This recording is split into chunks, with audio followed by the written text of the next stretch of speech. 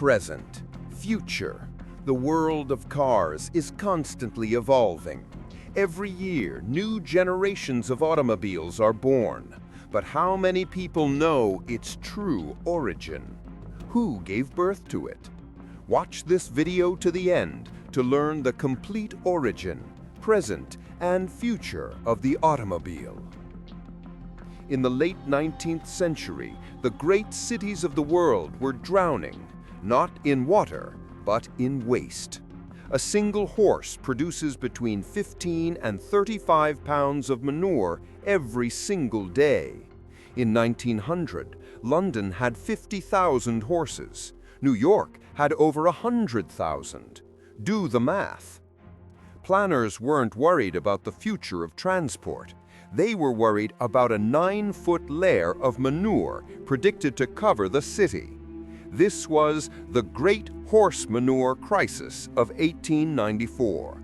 It was a problem without a solution. Humanity could fly across continents on steam or pedal across town, but true personal freedom, the freedom to go anywhere, anytime, without being tethered to a schedule or a beast of burden, that was still a dream. The world didn't just need a new machine, it needed a new idea. It needed something that could turn fire into motion, on demand, and fit in the palm of your hand, or at least under your seat.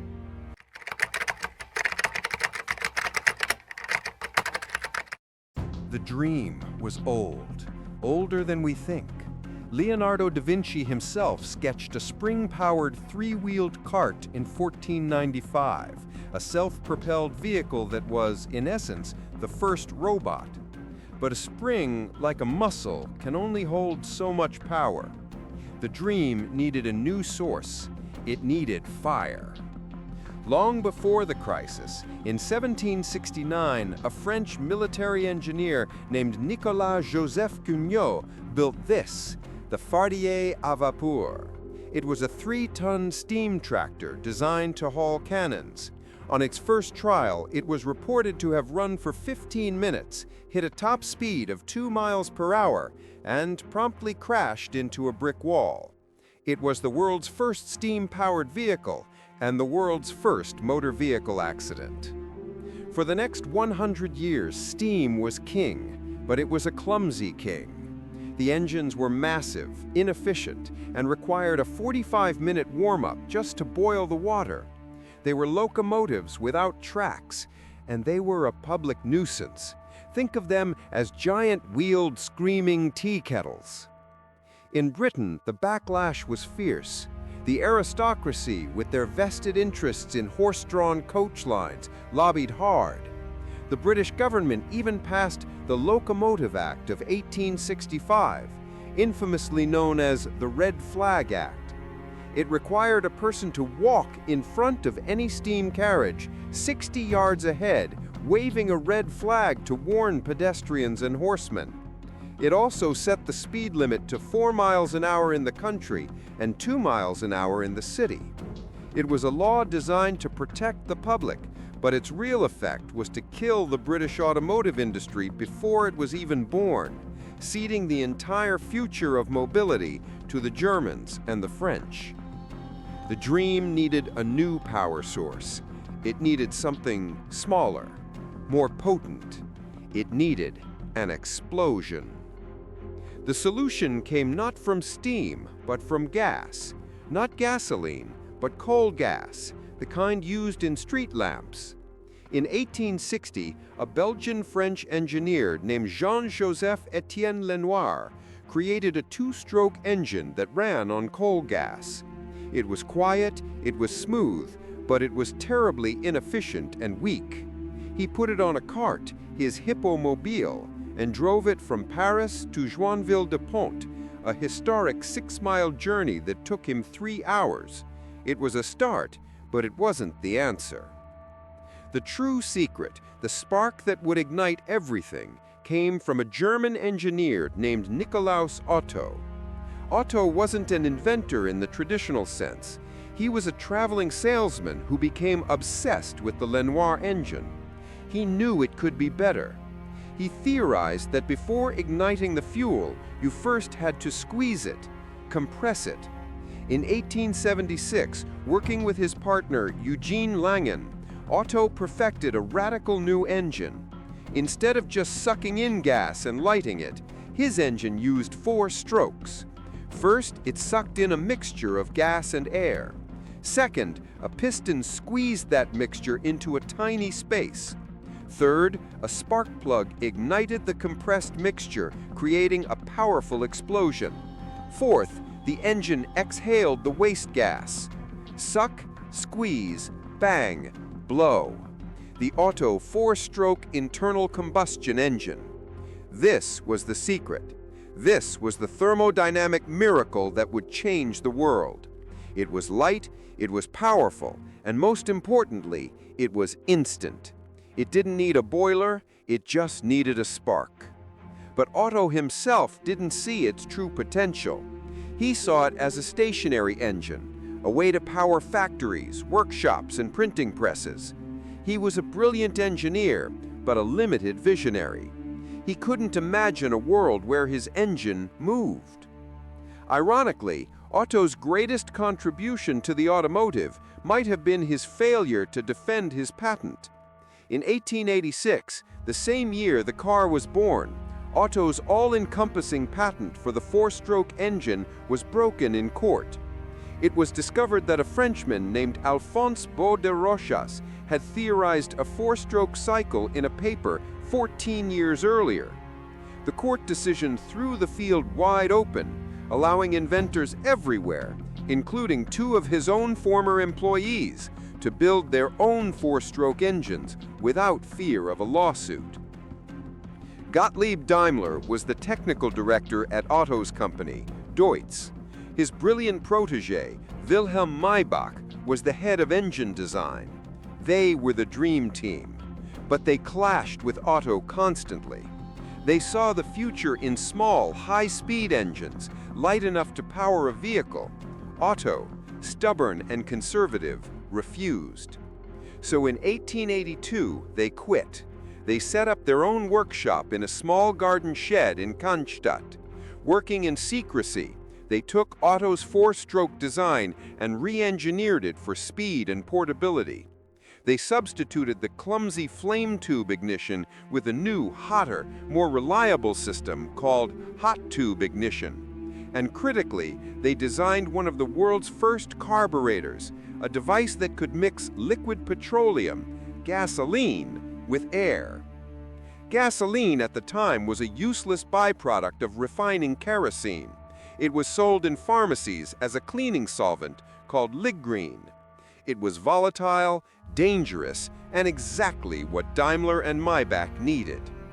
In 1885, they strapped their tiny single-cylinder 0.5 horsepower grandfather clock engine onto a wooden bicycle. The frame was solid wood, the wheels were iron-banded. They called it their Reitwagen, or riding car. It was, for all intents and purposes, the world's first motorcycle. It was a terrifying, bone-shaking contraption. Maybach himself took it for its first test ride. The engine's heat set the wooden saddle on fire multiple times. It was a success, but not a comfortable one. The next year, 1886, they put a larger 1.1 horsepower version of the engine onto a horse-drawn carriage, creating the world's first 4-wheeled car. And they also proved the engine's versatility by mounting it in a boat, the Nautilus, creating the first motorboat, and even in an airship. They were relentless. But 60 miles away, in the city of Mannheim, another man was chasing the same dream, but with a different and ultimately more elegant philosophy.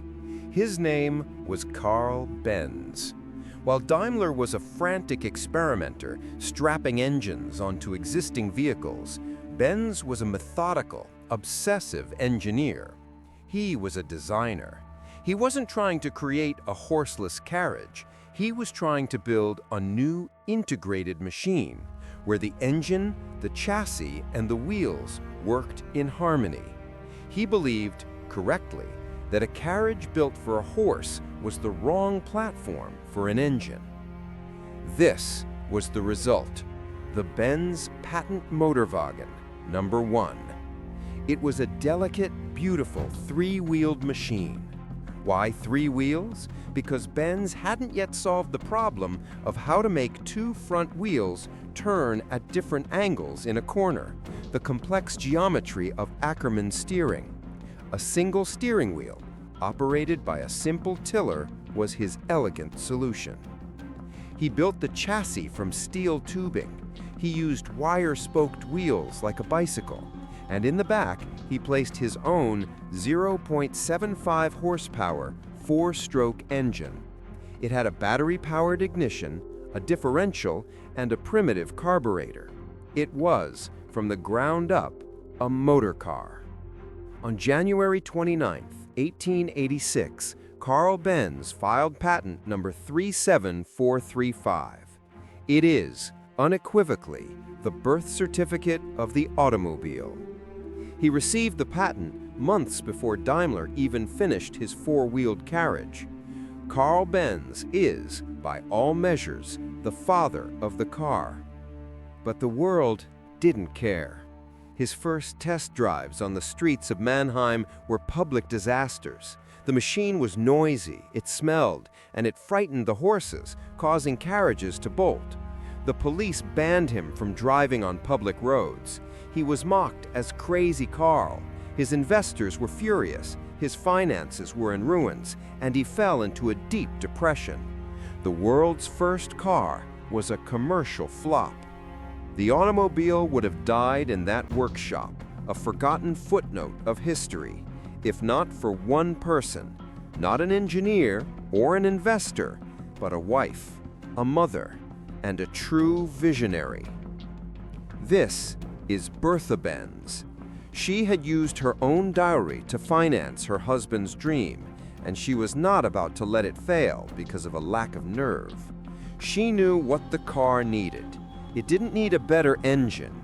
It needed a story. It needed a demonstration. It needed PR. In the early morning of August 5, 1888, without telling her husband, Bertha and her 2 sons, Eugene and Richard, aged 14 and 15, wheeled the Model 3 Patent-Motorwagen out of the workshop. They left a simple note for Karl on the kitchen table, claiming they were going to visit her mother. Their goal? To drive 66 miles, 106 kilometers, to her mother's house in Pforzheim. It was a journey of unimaginable audacity. No one had ever driven a car more than a few miles, let alone on roads built for horses. There were no road maps, there were no gas stations, there were no mechanics.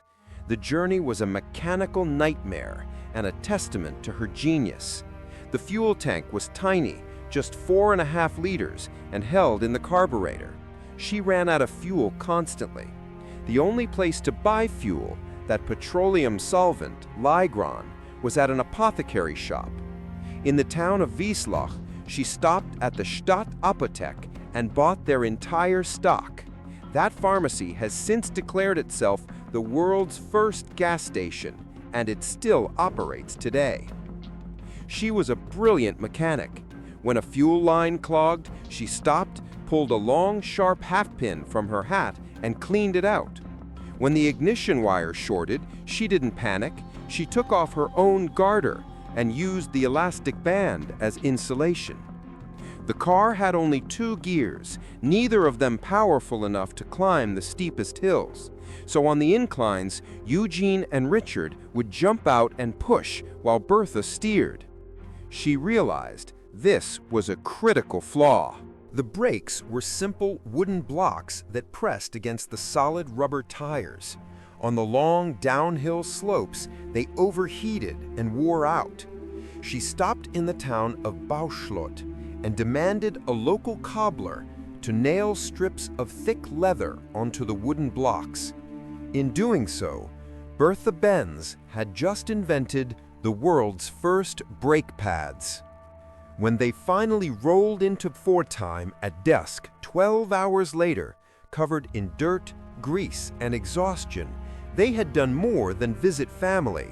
Bertha sent a telegram to Karl. "We arrived safely." Karl was, by all accounts, stunned, then elated. The news spread like wildfire. Crazy Karl's wife had driven his machine over 60 miles. People were astonished. Bertha's road trip wasn't just a drive, it was a comprehensive field test. She returned to Karl a week later by a different route with a list of brilliant, practical feedback. The brakes were weak. It needed a third gear for climbing hills. Karl, invigorated by her success and armed with her data, set to work. He added a third gear. He designed better brakes. Bertha Benz had not just saved the automobile from obscurity, she had defined its next stage of development. The dream was no longer a secret, it was on the road. And now the race was on.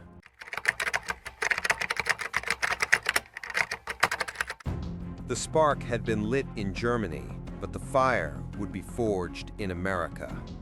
While Benz and Daimler were building their first cars, the French were turning them into a sport. In 1895, the first real motor race from Paris to Bordeaux and back was held. The winners, Émile Levasseur and René Panhard, became national heroes. They had licensed Daimler's engine and built their own car, which featured a revolutionary layout. They put the engine in the front, used a clutch, a gearbox, and a chain drive to the rear wheels. This Système Panhard became the standard for almost every car for the next 100 years. The Gilded Age in America saw its own pioneers. The Duryea brothers, Charles and Frank, built the Duryea motor wagon and won the first American auto race in 1895. Alexander Winton, a bicycle manufacturer from Cleveland, Ohio, sold his first Winton motor carriage to a man named Robert Allison. This is often cited as the first commercial sale of an automobile in America. And then there was Ransom E. Olds. Olds was a true pioneer who, in 1901, developed a small, affordable car called the Oldsmobile Curved Dash. To build it, he developed his own progressive assembly line. It wasn't the moving line of Ford's future. Instead, it was a system of stationary stations where the chassis was rolled on wooden platforms from one team of workers to the next, with specialized parts brought to each station. It was a crucial step, and it allowed Olds to build 425 cars in 1901, making him the first mass producer in American history. But the man who would eclipse them all was Henry. Henry Ford was not like the other automotive pioneers. He wasn't a European aristocrat or a Wall Street banker. He was a farmer's son from Dearborn, Michigan, a self-taught mechanic who, as a boy, was so obsessed with mechanics he would repair his friends' pocket watches. He hated farm work. He saw it as inefficient. He saw the horse as a badly designed machine. He built his first engine in 1893 on his kitchen sink. It was a small, one-cylinder contraption made from scrap metal. His wife Clara had to drip gasoline into the intake while he spun the flywheel. It worked. In 1896, in a small brick shed behind his house, he built his first car, the quadricycle. It was little more than a frame, 4 bicycle wheels, an engine, and a tiller. It had 2 gears, no brakes, and no reverse. To get it out of the shed, he had to take a sledgehammer and smash the brick wall, making the doorway wider. That's how obsessed he was. Ford didn't just want to build a car, he wanted to build the car. A car for the great multitude. A car so simple a man could fix it himself. A car so low in price that the man who built it could afford to buy one. This was a direct-fire populist challenge to the entire built-by-hand luxury model. His investors hated it. His first company, the Detroit Automobile Company, founded in 1900, collapsed in failure. His investors wanted high-profit, low-volume cars for their wealthy friends. Ford wanted to perfect his design. They produced only a handful of cars. His second company, the Henry Ford Company, founded in 1901, was another disaster. His investors, exasperated by his constant tinkering and his refusal to build a car for the market, brought in an outside consultant to fix the problem. That consultant's name was Henry Leland. Leland and Ford clashed immediately. Ford, in a rage, quit. The company kicked him out, paid him $900, and kept his name. A year later, they reorganized under a new name, honoring Detroit's French founder, Cadillac. Henry Leland, the man who pushed Ford out, would go on to make Cadillac a symbol of precision and luxury. Ford was humiliated. He was seen as a failure, a stubborn engineer who didn't understand business. He was 40 years old and he was broke. To prove his ideas, to get back in the game, Ford did what any spurned engineer would do. He built a monster. He and a team of daredevil mechanics built a pair of race cars. They were terrifying. They had no body, no hood, just a flat plank with a massive 18.9-liter four-cylinder engine. That's a larger engine than a modern semi-truck. It had no steering wheel, just a wooden tiller with a crossbar. It had no differential. It had virtually no brakes. They called them the Arrow and the 999. Ford himself was too scared to drive at that speed. He famously said, "I never thought I would get back alive." So he hired a daredevil bicycle racer named Barney Oldfield. Oldfield had never driven a car. In 1902, at the Manufacturers' Challenge Cup, Ford faced his nemesis, Alexander Winton. Winton was the most famous racer in America.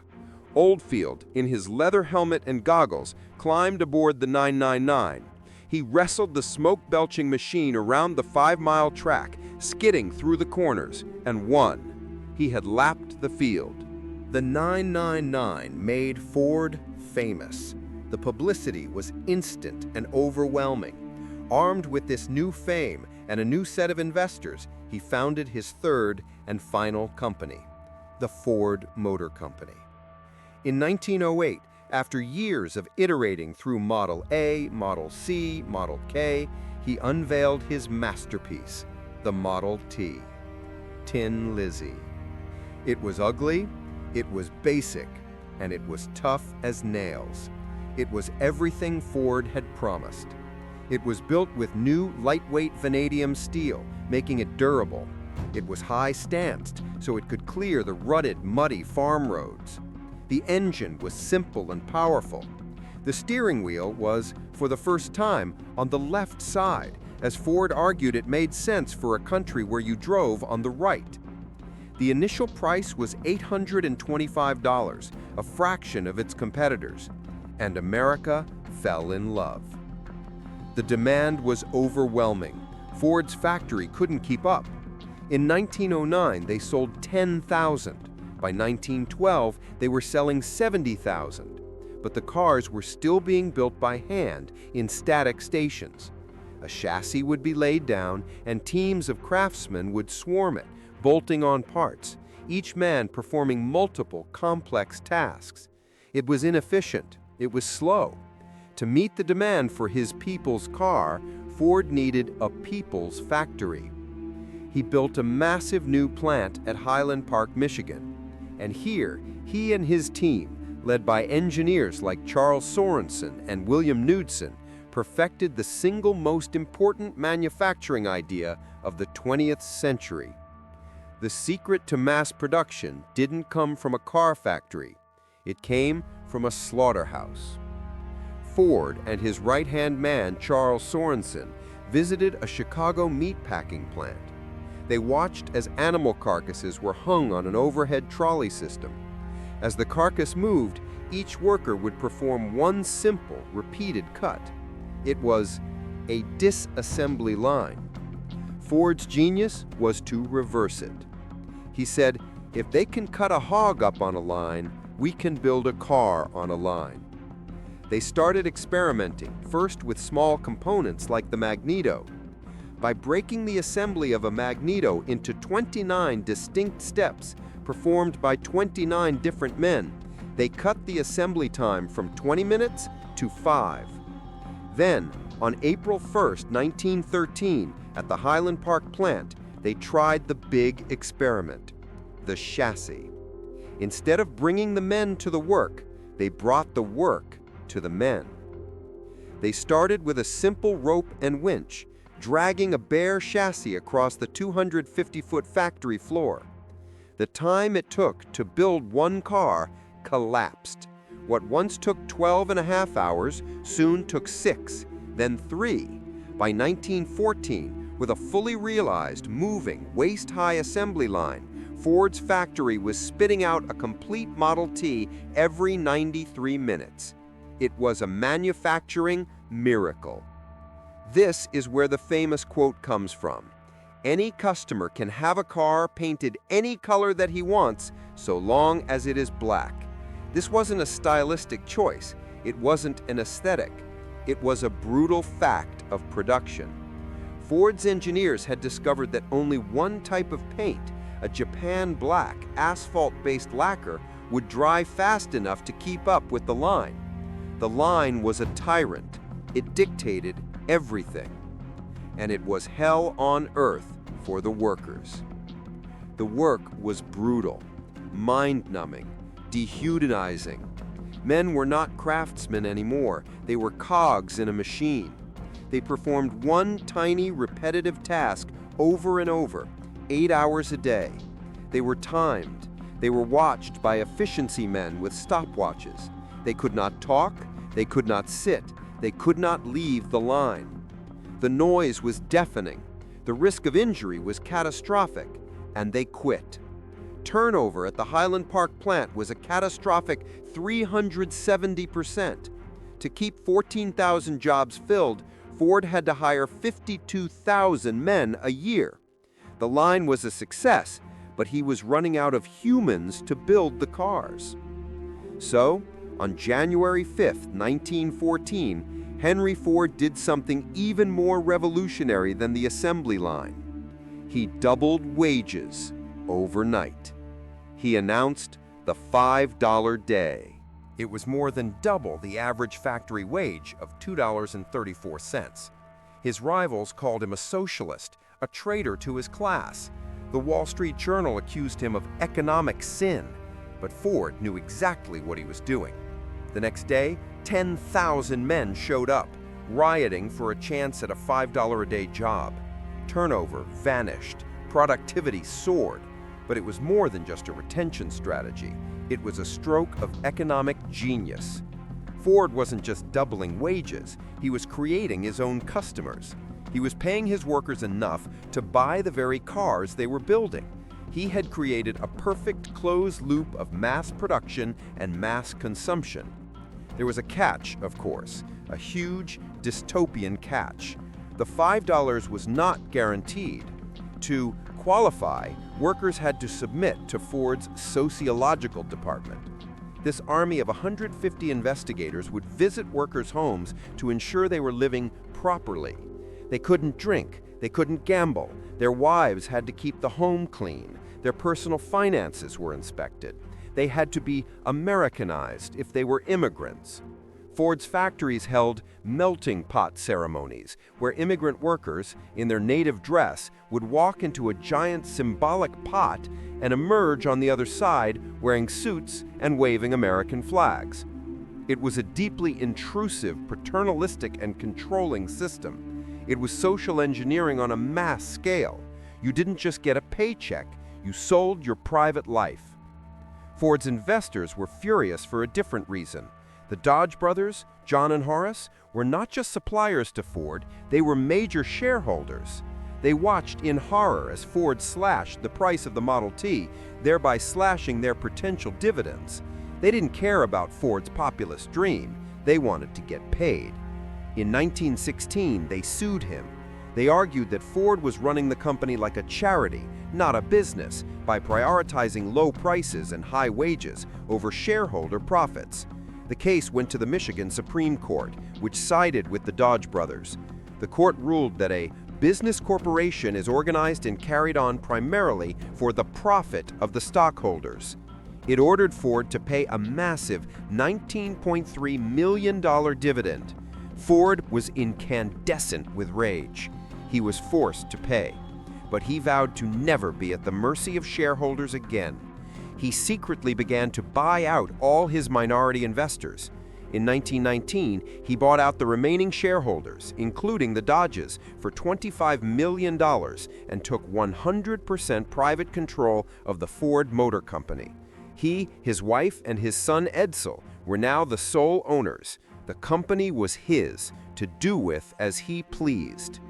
The results were staggering. The price of the Model T, which was already low, plummeted. From $825, it dropped to $550, then $360. At its lowest in 1925, a new Model T cost $260. It was now cheaper than a good horse and buggy.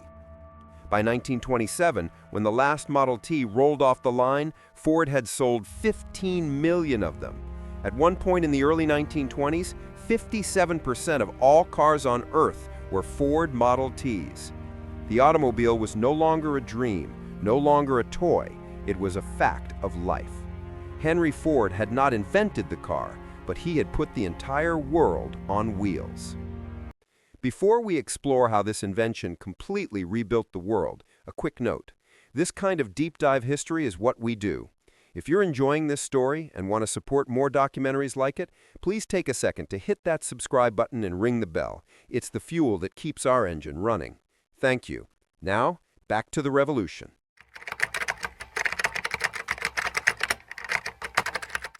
The revolution was complete. But what happens after the revolution?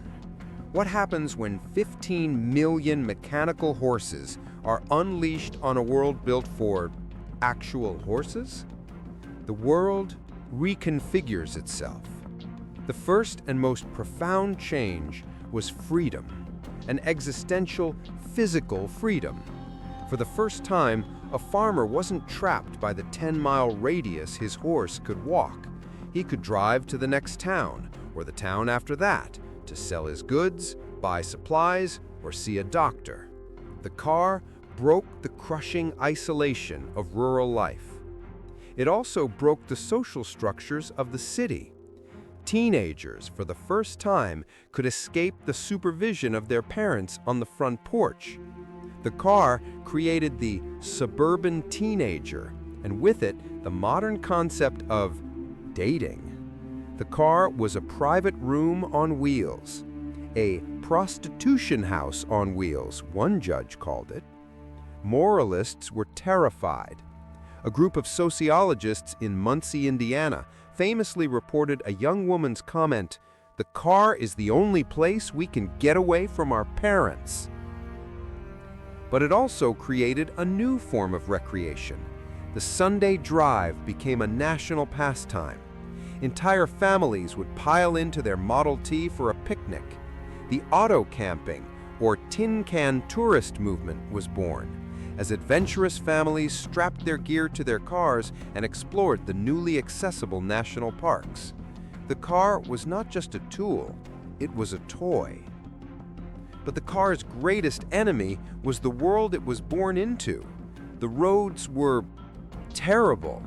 In 1910, America had 2.5 million miles of roads, but only 200,000 miles were paved. The rest were mud, they were gravel, they were horse trails. A 20-mile trip was an adventure, requiring spare tires, shovels, and tow ropes. This created a new problem and a new industry. The Good Roads movement swept America. It was a powerful coalition of farmers who wanted to get goods to market, and bicycle clubs, like the League of American Wheelmen, who wanted smooth surfaces. Now, a new, powerful lobby joined them: automobilists. Carl Fisher, the same entrepreneur who built the Indianapolis Motor Speedway, had a grand vision: a single, paved, transcontinental highway. He called it the Lincoln Highway. stretching from New York's Times Square to San Francisco's Lincoln Park. It was a private venture funded by donations. In 1919, to test its feasibility and to promote the Army's need for good roads, a young Army officer named Dwight D. Eisenhower joined a military convoy to cross the country. It took them 62 days. The average speed was 6 miles an hour. The experience of seeing America's infrastructure fail so spectacularly never left him. With roads came new businesses. The entire landscape of the country began to change. Businesses that once clustered around train depots now spread out along the new highways. The gas station, evolving from a bucket in a general store to a dedicated pump, then to a full-service station. The roadside diner, the motor hotel, or motel, a word invented by the Milestone Motel in San Luis Obispo, California. The world's first drive-in restaurant, The Pig Stand, opened in Dallas, Texas in 1921. The car wasn't just moving people, it was moving commerce. And it created a new kind of competition. Henry Ford was a genius, but he was a stubborn one. He believed the Model T was a perfect, finished object. The car of the future will be just like the car of today, only it will be better made. He refused to change it. While the world wanted comfort, style, and different colors, Ford offered them black. His greatest rival, General Motors, saw this as an opening. GM was not a company, it was a sprawling, chaotic empire of brands cobbled together by the flamboyant Billy Durant. But in 1923, a methodical executive named Alfred Sloan took over. Sloan had a different idea. He didn't want to sell one car to everyone. He wanted to sell a different car to everyone. He called it a car for every purse and purpose. This was the ladder of success. You'd start with a cheap, practical Chevrolet. As you got a raise, you'd climb to a sportier Pontiac. Then a solid Oldsmobile. Then a respectable professional Buick. And at the peak of your career, you'd arrive at a luxurious Cadillac. It was a ladder of brands designed to keep you inside the GM family for your entire life. To make this work, Sloan invented two of the most powerful tools of 20th century capitalism. First, the model year, the idea that a car should change its appearance every year to make your current car feel obsolete. This was planned obsolescence. Your car worked fine, but suddenly it looked old. Second, he invented car financing. GMAC, the General Motors Acceptance Corporation, allowed a person to buy a car on credit, paying $1 down and $1 a week. Ford thought this was immoral. He thought debt was a sin. Sloan thought it was brilliant business. By 1927, GM's stylish, colorful, comfortable Chevrolets bought on credit were crushing the black, utilitarian, cash-only Model T. Ford's factory shut down for 6 months to retool for a new car, the Model A. It was a disaster, a massive concession. Henry Ford had lost his crown. The age of utility was over. The age of style had begun. Then, the bottom fell out. The Great Depression of 1929 devastated the auto industry. Sales plummeted. But the car, now deeply woven into American life, took on a new, tragic role. For the Okies of the Dust Bowl, immortalized in the Grapes of Wrath, the family jalopy was a broken-down life raft. It was the only possession that could move them, carrying their entire lives as they fled west towards the broken promise of California. The used car market became, for the first time, a vital part of the economy. This transformation was supercharged by war. During World War II, the American auto industry didn't just build cars, it became the arsenal of democracy. Ford's Willow Run plant, a mile-long assembly line, churned out a B-24 Liberator bomber every 63 minutes. GM, Chrysler, Packard, they all stopped making cars and started making tanks, planes, and engines.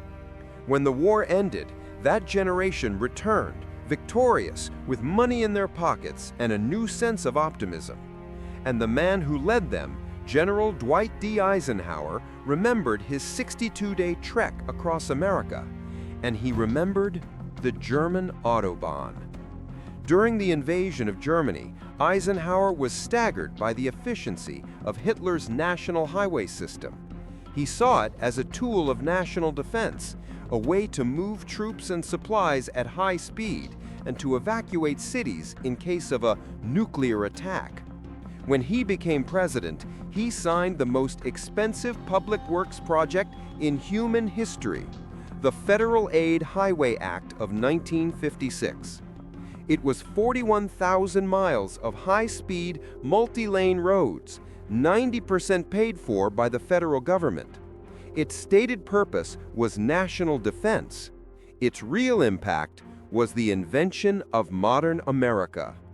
Because now you could work in the city, but you didn't have to live there.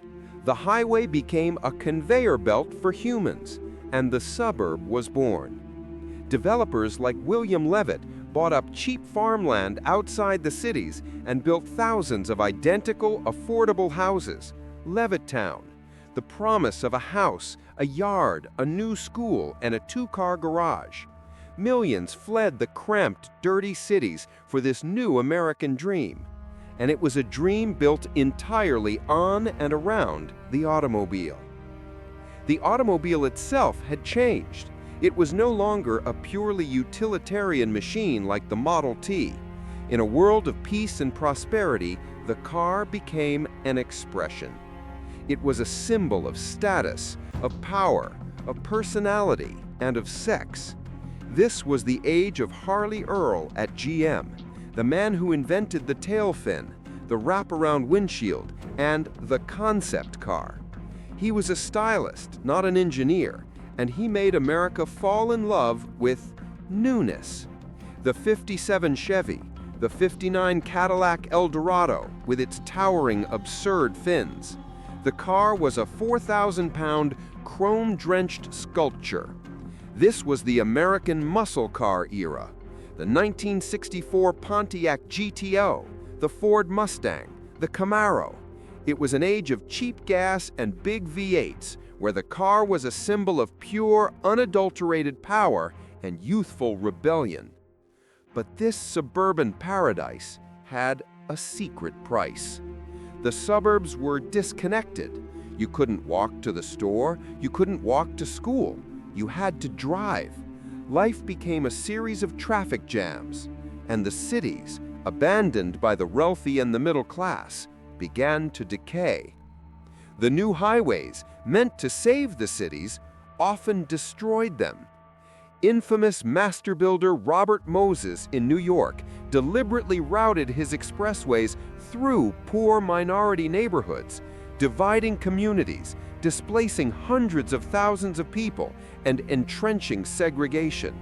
The car, the ultimate tool of freedom, became a tool of social engineering.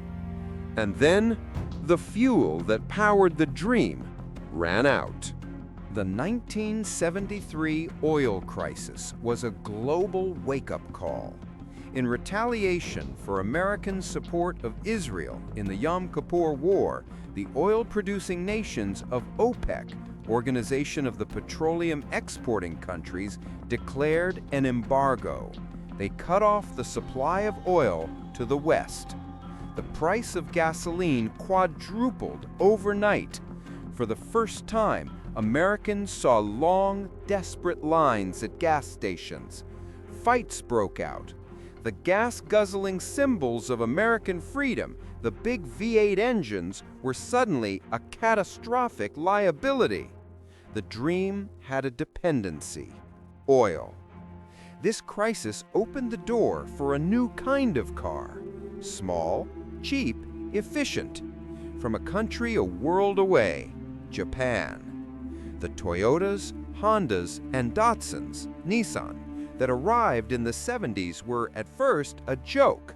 They were small, they were tinny, but they got 30 miles to the gallon, and as Americans soon discovered, they didn't break. The American Big Three, GM, Ford, Chrysler, had become complacent. Their quality was, frankly, terrible. Their cars were built to last just long enough for the financing to be paid off. The Japanese, led by engineers like W. Edwards Deming, an American statistician who was ignored in the US but revered in Japan, had embraced a new philosophy: total quality management, Kaizen, or continuous improvement.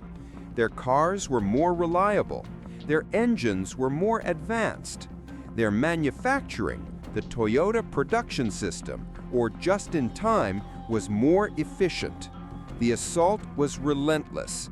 By 1980, Japanese imports were flooding the market. The American auto industry was on its knees, begging the government for bailouts. We had built our world around the car, and in doing so, we had inherited its problems. Geopolitical dependency on foreign oil, pollution that choked our cities. The smog in Los Angeles was so bad it was eating rubber off tires. And the stunning, brutal lethality of it all. In 1965, a young lawyer named Ralph Nader published a book titled Unsafe at Any Speed, which exposed the auto industry's criminal indifference to safety. The Chevrolet Corvair, he argued, was a one-car accident. The industry fought him, even hiring private detectives to dig up dirt on him. But Nader won. His crusade led to the National Traffic and Motor Vehicle Safety Act of 1966, the law that mandated seat belts. The automobile gave us the suburbs, the highway, the road trip, and personal freedom.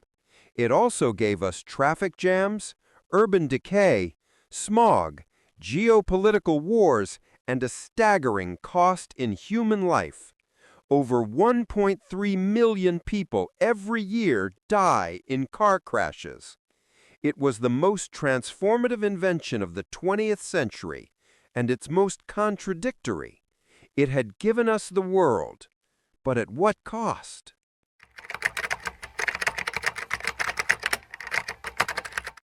For 100 years, the formula remained unchanged: a metal box, 4 wheels, and a series of controlled explosions to move it.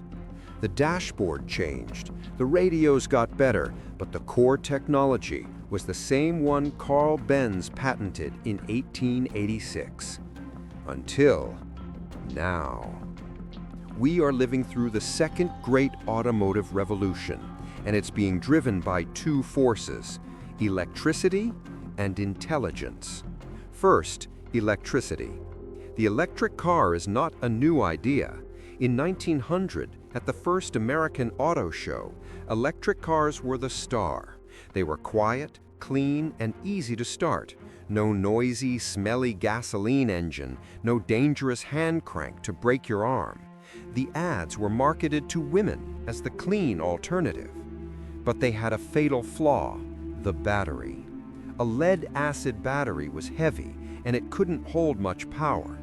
The invention of the electric self-starter by Charles Kettering in 1912 made the gasoline car easy to start.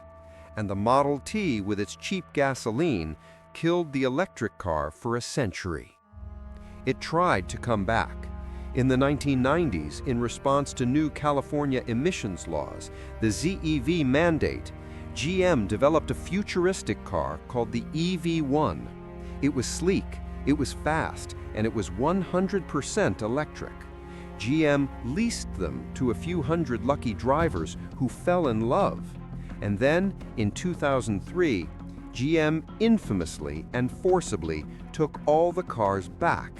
They were rounded up, shipped to a desert, and crushed. The documentary Who Killed the Electric Car famously investigated the mystery. GM claimed it was a lack of profitability and limited range. Critics pointed to pressure from oil companies, a lack of will from GM's internal combustion divisions, and a failure of imagination. The dream was dead again. What changed? The secret wasn't in the car, it was in your pocket. The race to build smaller, lighter, more powerful batteries for our laptops and smartphones created the lithium-ion battery. And a small group of Silicon Valley engineers, Martin Eberhard and Mark Tarpenning, had an idea. What if they used this new battery tech? They founded a company in 2003 and named it after the brilliant, eccentric inventor who had dreamed of electric power a century before, Tesla. They were joined by a new investor, a brash South African dot-com millionaire named Elon Musk. Musk had a secret master plan. First, build a sports car. Use the money to build an affordable sedan. Use that money to build an even more affordable car. And all along, provide zero-emissions power. It was a plan so audacious, the entire auto industry laughed. They're not laughing anymore. Musk realized you could chain thousands of these tiny laptop batteries together, put them on a skateboard chassis, and build a car that was not only clean, but fast. Faster than a Ferrari, with zero emissions, instant torque. This is the Henry Ford moment of the 21st century. It's not just a new engine, it's a new assembly line. Tesla didn't just build a car. They built the gigafactory to build the car and the supercharger network to power it. They rethought the entire system, just as Ford did. Ford's revolution was mechanical. This new revolution is digital, and it's happening at the speed of software. But this first change is nothing compared to the second. The second force, intelligence. For 130 years, the most important component in any car was the human, the nut behind the wheel. We are also its single biggest point of failure. 94% of all accidents are caused by human error. We get drunk, we get tired, we text. We are imperfect. What if we could remove the human? This is the ultimate promise of the autonomous car. A car driven by artificial intelligence. A car with 360-degree vision. A car that can see in the dark, in the fog, and around corners. A car that never blinks, never gets angry, and never, ever checks its phone. This dream began in the DARPA Grand Challenge. In 2004, DARPA offered $1 million to any team that could build a robotic vehicle to drive 150 miles across the Mojave Desert. The best car traveled 7 miles, and then its wheels caught fire. Not a single vehicle finished. Just 1 year later, in 2005, 5 vehicles completed the course. The winner, a Stanford VW Touareg named Stanley, did it in 6.5 hours. The revolution was on. The engineers who built Stanley, Sebastian Thrun and Anthony Lewandowski, would go on to found the Google self-driving car project, which we now know as Waymo. This is the most complex engineering challenge of our time. It's not about building a better engine, it's about building a better brain. A brain that can navigate the infinite chaotic possibilities of a real-world street, a pedestrian, a plastic bag, a bicycle, a red light. And there is a deep philosophical split on how to build that brain. On one side, you have Waymo, Cruise, and most of the industry. They believe in LiDAR, light detection and ranging. These spinning coffee cans on the roof shoot out millions of laser beams per second to build a perfect 3D point cloud map of the world. It's expensive, it's ugly, but it's redundant. It sees everything, even in total darkness. Its weakness, it's too literal. It can't read a street sign or understand a traffic cop's wave. and it can be fooled by snow or heavy fog. On the other side, you have Tesla. Elon Musk believes LiDAR is a fool's errand. He argues that the world is built for biological neural nets, our eyes. Therefore, the car should see with cameras. Tesla's approach is full self-driving through vision only. They are trying to solve computer vision, one of the hardest problems in AI, using a massive neural net trained on the data from millions of Tesla owners. Its strength, it's cheap, and it can learn to read signs and context. Its weakness, it's vulnerable to the same things we are: bad weather, strange light, and optical illusions. This is a religious war in engineering. Who is right? We don't know, but the first one to solve it will own the next century. The ultimate goal is level 5 autonomy, a car with no steering wheel, no pedals, that can drive anywhere, anytime, in any condition. But the challenge is staggering. It's the edge cases: a flock of ducks in the road, a ball rolling out from behind a parked car, a person in a chicken suit waving their arms, a pile of snow that looks like a wall but isn't. The last 1% of this problem is 99% of the work. And that brain will have to make moral choices. This is the famous trolley problem brought to life in code. The car is driving. A child runs into the road. The car must make an instant choice: hit the child or swerve into a brick wall, killing the passenger. What does it do? Who does the car save? The passenger? The child? What if it's two children? What if it's the passenger's own child? And who gets to program that choice? The engineer? The government? The insurance company? Do you get to set your car's ethics in the settings menu? Passenger priority versus utilitarian? This is no longer a question of mechanics. It's a question of philosophy. We stand at a precipice identical to the one in 1894. We are again choked by our own success, choked by traffic, by pollution, by millions of cars sitting unused 95% of the time, clogging our cities as parking. The first revolution, the one started by Benz and Ford, was about ownership. It gave every individual the power of a mechanical horse. This second revolution may be about access. We may not own a car at all. When a car can drive itself, it doesn't need to park. After it drops you off, it can go pick someone else up. It becomes a robo-taxi, a fleet. The cost of transportation plummets. Why own a $40,000 depreciating asset when you can summon a ride for $5? This future could liberate our cities. We could tear down the parking garages and build parks. We could narrow the 12-lane highways and build cafes. It could give new freedom to the elderly and the disabled. Or it could be a dystopia. Zombie cars endlessly circling the block to avoid parking fees, creating a new kind of traffic. A world where transportation is owned by a handful of tech giants. A world where a software bug can be lethal. A world where your subscription to your car can be turned off if you miss a payment. The automobile is the story of humanity. It reflects our genius, our ambition, our greed, and our astonishing capacity for change. It took a world built for horses and rebuilt it for engines.